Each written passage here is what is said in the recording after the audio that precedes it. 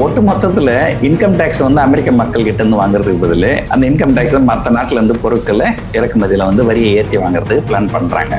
Let's go holidays. It's time to travel beyond the boundaries. Medway Hospitals ஆரோக்கியத்திற்கான சிறந்த வழி.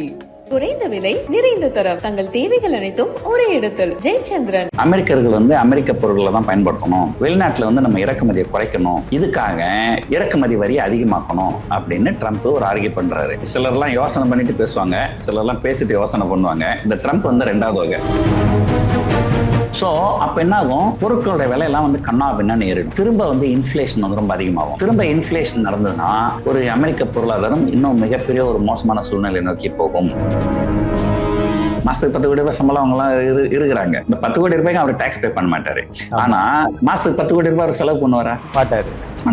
நீங்க 50,000 செலவு பண்ணீங்கன்னா அவங்க மேபி 1 லட்சம் செலவு பண்ணுவாங்க, இல்ல 2 லட்சம் செலவு பண்ணுவாங்க. அப்ப அந்த 1 லட்சம் 2 லட்சத்துக்கு உண்டான மறைமுக வரி மட்டும்தான் அரசாங்கத்துக்கு போகும். அப்போ இது யாருக்கு வந்து லாபகரமா இருக்கும்?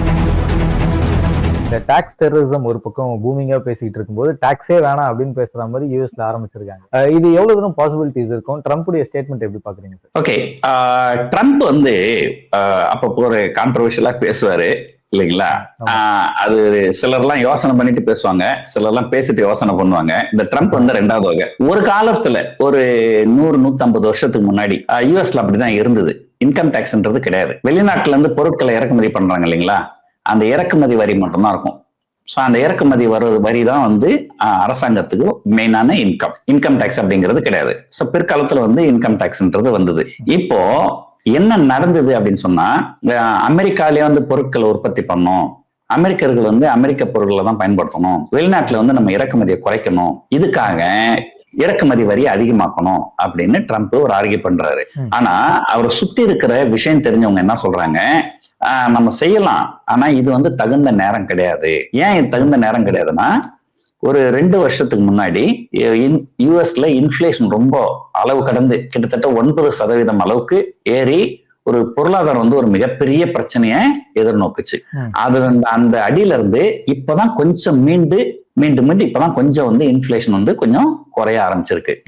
இப்போ போய் நம்ம வந்து இறக்குமதிக்கு வரி அதிகமாக்கணும்னா பொருட்களோட விலை எல்லாம் ரொம்ப கூடுதலா இருக்கும். இப்போ உங்களுக்கு ஒரு புரியுற மாதிரி ஒரு சிம்பிளா சொல்றேன். நீங்க என்ன பண்ணீங்க, ஒரு பேனா தயாரிக்கிறீங்க, இங்க இருந்து பேனா தயாரிச்சு அமெரிக்காவுக்கு அதை அனுப்புறீங்க. அதை அங்க வந்து ஒரு $1 விற்கிறீங்க.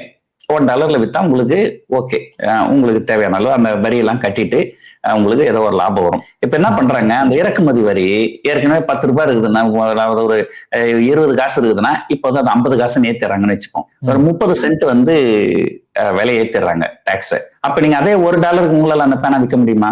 முடியாது. ஏன்னா உங்க செலவு ஆல்ரெடி இருக்கு. அந்த 30 காசு வந்து வரியை ஏத்தனா நீங்க அந்த பேனா வந்து $1 விற்கிறதுக்கு பதில் $1 30 காசு, $1 30 சென்ட் அப்படிதான் நீங்க விற்கணும். அப்ப என்ன, $1 விற்கிற பேனா $1 30 சென்ட் ஆயிடும். ஸோ ஸ்ட்ரைட்டாவே 30% விலை ஏறிடும். இவங்க எவ்வளவுதான் வரியை ஏத்தனாலுமே அந்த வரியை வந்து பொருட்கள் தயாரிக்கிறவங்க யாருகிட்ட இருந்து வாங்குவாங்க? யாருக்கு விற்கிறாங்களோ அவங்க கிட்ட இருந்தானே வாங்குவாங்க.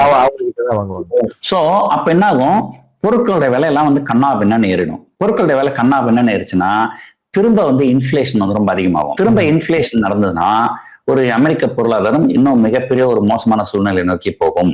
அதனால இப்ப வேண்டாம் அப்படின்னு அவருக்கு எடுத்து சொல்றாங்க. அதுக்கு அவர் என்ன பண்றாரு, இப்போ சரி நம்ம வந்து இறக்குமதி வரியை ஏத்தனாக்கா இங்க இன்ஃப்ளேஷன் ஏறிடுன்றீங்க, அதை காம்பன்சேட் பண்றதுக்கு நம்ம வந்து இன்கம் டாக்ஸ் வேண்டாம்னு சொல்லிடலாமா? அப்போ பொருட்களோட விலை ஒரு 30% ஏறுது, நீங்க ஒரு 30% அந்த பக்கம் டாக்ஸ் பே பண்ணுவீங்க. அதை பண்ணலன்னா இப்ப சரியா போயிடல. சோ ஒட்டு மொத்தத்துல இன்கம் டாக்ஸ் வந்து அமெரிக்க மக்கள் கிட்ட இருந்து வாங்குறதுக்கு பதில் அந்த இன்கம் டாக்ஸ் மற்ற நாட்டுல இருந்து பொருட்களை இறக்குமதியில வந்து வரியை ஏற்றி வாங்குறதுக்கு பிளான் பண்றாங்க. இது ஏதோ ஒரு சொல்லிட்டார தவிர இதுல ஏகப்பட்ட நடைமுறை சிக்கல்கள் இருக்கு. தனிநபருக்கு வர வருமானத்துக்கு இன்கம் டாக்ஸ் வேண்டாம்னு சொல்லுவீங்க. அப்ப கார்பரேட்டுக்கு வர டாக்ஸுக்கு என்ன பண்ணுவீங்க? கம்பெனிக்கு வர லாபத்துக்கு வர டாக்ஸ், கார்பரேட் டாக்ஸ், அதையும் வேணாம்னு சொல்லுவீங்களா? சரி, அதை சொல்லலன்னு வச்சுப்போம். என்ன பண்ணாங்க, ஒரு உதாரணத்துக்கு நானே ஒரு கம்பெனி வச்சிருக்கிறேன். சோ கம்பெனில வந்து ஒரு மாசத்துக்கு ஒரு 1 கோடி ரூபாய் ப்ராஃபிட் வருதுன்னு வச்சுப்போம். அந்த 1 கோடி ரூபாய் நான் எனக்கு சேலரின்னு போட்டு எடுத்துக்கிறேன். கம்பெனியோட மொத்த வருமானமே 12 கோடி. அந்த 12 கோடியே எனக்கு சேலரி நான் போட்டு எடுத்துக்கிறேன். ஏன்னா தனி நபர் வருமானத்துக்கு டாக்ஸ் கிடையாது. அப்ப என் கம்பெனிக்கு டாக்ஸ் எல்லாம் போயிடும்ல.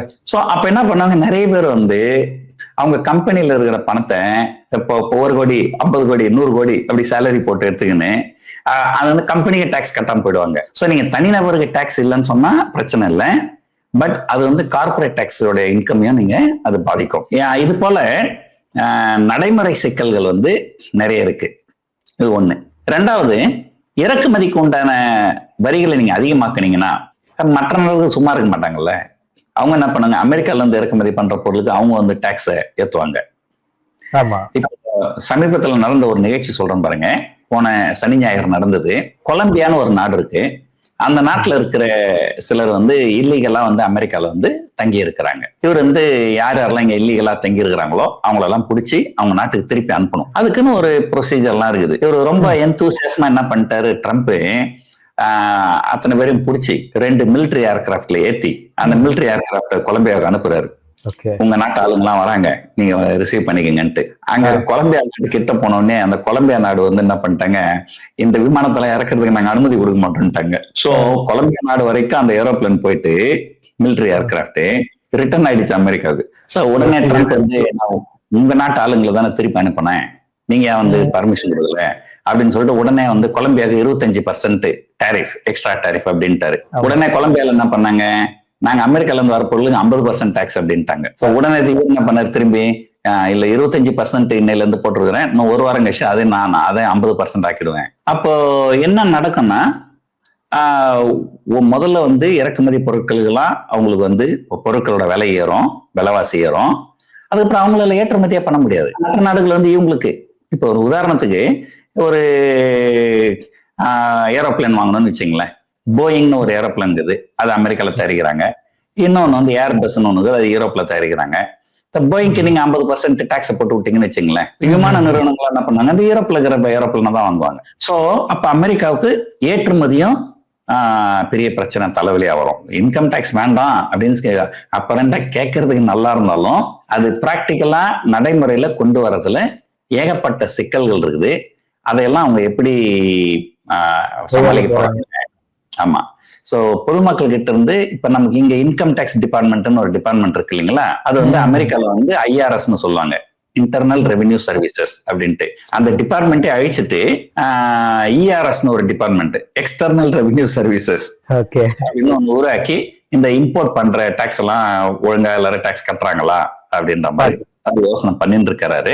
அது இன்னும் கொஞ்ச நாள் போனாதான் தெரியும் என்ன பண்ண போறாங்க அப்படின்ட்டு. இப்ப அங்க பேசும்போது அதே போல பாத்தீங்கன்னா இந்திய பாலிடிக்ஸ்ல பாத்தீங்கன்னா, இந்திய அரசியல்ல பாத்தீங்கன்னா சுப்பிரமணியம் சுவாமி அவரும் அதான் சொல்றாரு, இன்கம் டாக்ஸ் நீங்க ஒழிச்சிடணும். ஒரு அரசாங்கத்துக்கு வந்து 2 வகையான வரி கிடையாது. ஒண்ணு நேர்முக வரி, ஒண்ணு மறைமுக வரி. சோ மறைமுக வரி அப்படின்றது வந்து நீங்க GST, கம்பெனி ஒரு பொருள் 100 ரூபாய்க்கு தயாரிச்சா அவங்க 100 ரூபாய்க்கு நமக்கு விற்க முடியாது, ஏன்னா அவங்க ஒரு 25 ரூபாய் டாக்ஸ் கட்டணும் இல்லையா. சோ அதனால அவங்க என்ன பண்ணாங்க, என்னுடைய தயாரிப்பு செலவு 100 ரூபாய், எனக்கு லாபம் வந்து ஒரு 5 ரூபாய், 105 ரூபாய். நான் 105 ரூபாய்க்கு வித்தாக்க நான் 30 ரூபாய் டாக்ஸ் கட்டணும் இல்லையா. நான் ஒரு 35 ரூபாய் டாக்ஸ் கட்டிட்டு மீதி 105 எனக்கு கைக்கு வரும். சோ அதெல்லாம் ஃபேக்டரிங் பண்ணி 140 ரூபான்னு விற்பாங்க. அந்த GST, அந்த கார்பரேட்ஸ் பே பண்ற டாக்ஸ், அதெல்லாம் நம்ம தானே பே பண்றோம். சோ அது வந்து மறைமுக வரி. சோ ஒரு சிலர் என்ன சொல்றாங்கன்னா, சுப்பிரமணியம் சுவாமியா தான் சொல்றாரு, மறைமுக வரி தான் நிறைய வருது இல்ல, அப்ப எதுக்கு நேர்முக வரி? சோ நேர்முக வரியை நிறுத்திடலாம் அப்படின்ற மாதிரி அவர் சொல்றாரு. அதுல வந்து சில அது வந்து ஒரு முழுமையா ஏற்றுக்கொள்ளக்கூடியதான்னு கேட்டீங்கன்னா எனக்கு சந்தேகம் தான். நான் வந்து ஒரு சின்ன உதாரணம் சொல்றேன் பாருங்க. நீங்க வந்து ஒரு மிடில் கிளாஸ், ஏதோ ஒரு கம்பெனில வேலை செய்றீங்க, ஒரு 50,000 ரூபாய் சம்பாதிக்கிறீங்க. அந்த 50,000 ரூபாய்க்கு உங்களுக்கு டாக்ஸ் கிடையாது. ஆனா அந்த 50,000 ரூபாய் நீங்க செலவு பண்ணி ஆகணும். ஏன்னா நீங்க சென்னையில ஒரு குடும்பம் நடத்தினா ஒரு 50,000 ரூபாய் கீழே இருந்தா உங்களால சமாளிக்க முடியாது. அந்த 50,000 ரூபாய் நீங்க செலவு பண்ணி ஆகணும். அப்ப அந்த 50,000 செலவு பண்ணும்போது செலவு பண்ற ஒரு இடத்துலயும் நீங்க GST பே பண்றீங்க. சோ அப்போ அந்த என்டையர் 50,000க்கு நீங்க இன்கம் டாக்ஸ் பே பண்ணிருந்தீங்க, எவ்வளவு பே பண்ணிருப்பீங்களோ அதே அளவு வந்து நீங்க வந்து இன்டைரக்டா வந்து இன்டைரக்ட் டாக்ஸ், மறைமுக வரி மூலமா நீங்க அரசாங்கத்துக்கு போயிடும். ஆனா இதே ஒருத்தர் 10 கோடி ரூபாய் சம்பாதிக்கிறாருன்னு வச்சு, மாசத்துக்கு 10 கோடி ரூபாய், மாசத்துக்கு 10 கோடி ரூபாய் சம்பளம் அவங்க எல்லாம் இருக்கிறாங்க, நிறைய பேர் இருக்கிறாங்க. இந்த 10 கோடி ரூபாய்க்கு அவர் டாக்ஸ் பே பண்ண மாட்டாரு. ஆனா மாசத்துக்கு 10 கோடி ரூபாய் செலவு பண்ணுவாரா? மாட்டாரு. நீங்க 50,000 செலவு பண்ணீங்கன்னா அவங்க மேபி 1 லட்சம் செலவு பண்ணுவாங்க, இல்ல 2 லட்சம் செலவு பண்ணுவாங்க. அப்ப அந்த 1 லட்சம் 2 லட்சத்துக்கு உண்டான மறைமுக வரி மட்டும்தான் அரசாங்கத்துக்கு போகும். கரெக்டுங்களா? அப்போ இது யாருக்கு வந்து லாபகரமா இருக்கும்? மிடில் கிளாஸ் எல்லாருக்குமே கஷ்டம். அப்பர் எண்ட்ல இருக்க சேஞ்சஸ் இருக்காது, இதுதான் இருக்கும். ஸோ அகைன் வந்து இது என்ன ஆகணும், ஒரு ஒரு அதிகமா சம்பளம் வாங்குறவங்க பெரிய பெரிய நிறுவனங்கள் இல்லைங்களா, ஸோ இந்த மாதிரி இருக்கும். அதே போல வந்து நான் ஏற்கனவே சொன்ன மாதிரி கம்பெனிலேயே காசு இருந்ததுன்னா அதுக்கு டாக்ஸ் நிறைய கட்ட வேண்டி வரும்ட்டு, கம்பெனி காசெல்லாம் இதுக்கு மேல மாசத்துக்கு 100 கோடி ரூபாய் சம்பளம் எனக்கு அங்க டாக்ஸ் கட்ட வேண்டியது இல்லை. ஸோ இதெல்லாம் வந்து அவங்க எப்படி இது பண்ண போறாங்க, ஸோ அப்படிங்கிறது ஒரு இது. ஆனா அதுல வந்து அவரு சுப்பிரமணியம் சுவாமி சொல்றது என்னன்னா, சரி நீங்க 10 கோடி சம்பளம் வாங்குறீங்க, நீங்க ஒரு 2 லட்சம் தான் செலவு பண்றீங்க, மீதி என்ன பண்ணுவீங்க, மீதி எப்படி இருந்தாலும் எதுவும் பேங்க்ல போடுவீங்கல்ல, அப்ப அங்க ஒரு டாக்ஸ் வாங்கிடணும், எப்படி இருந்தாலும் அது அந்த மாதிரியான ஒரு இதெல்லாம் இருக்கு. ஸோ அதுல அதான் இந்த நெட்டிகிரிட்டி. இப்போ ஒரு உதாரணத்துக்கு பாத்தீங்கன்னா, இப்போ துபாயில அந்த பிரச்சனை இருக்கு. இப்போ துபாயில வந்து முன்னாடி வந்து கார்பரேட் டாக்ஸும் கிடையாது, இண்டிவிஜுவல் டாக்ஸும் கிடையாது. இப்போ கார்பரேட் டாக்ஸ் ஒரு 9% கொண்டு வந்திருக்காங்க. அப்போ கம்பெனிங்க எல்லாம் 9% டாக்ஸ் பே பண்ணணும். டாக்ஸ் பே பண்றதுக்கு விருப்பம் இல்லாதவங்க என்ன பண்ணுவாங்க, சம்பளமா பண்ணுவாங்க. அப்போ அதுக்கு வந்து சில இதெல்லாம் கொண்டு வராங்க. அதாவது வந்து இன்னென்ன ப்ரொஃபஷனுக்கு இன்னென்ன சேலரி தான் இருக்கணும். ஒரு வக்கீல்னா ஒரு ஆவரேஜா அவ்வளவுதான் இருக்கும், அது மாதிரிதான் இருக்கணும். இல்ல ஒரு நிறுவனத்துக்கு எவ்வளவு டர்ன் ஓவர் இருக்கோ அதுல இந்த பர்சன்டேஜ் தான் வந்து சேலரியா இருக்கணும். ஸோ அந்த மாதிரிலாம் கொண்டு வராங்க. ஸோ அதனால இது வந்து இது சொல்றதுக்கு கொஞ்சம் ஈஸி, ஆனா இது செயல்படுத்துறதுல நிறைய சேலஞ்சஸ் இருக்கு. ட்ரம்ப் சொல்ற மாதிரி அந்த ஸ்டேட்மெண்ட் நடைமுறைக்கு வர்றதுக்கு நிறைய சிக்கல்கள் இருக்கிற மாதிரி அது சார்ந்து இருக்கக்கூடிய மற்ற நாடுகளுமே கஷ்டப்படும் அப்படின்ற விஷயமும் புரிய வந்திருக்கு.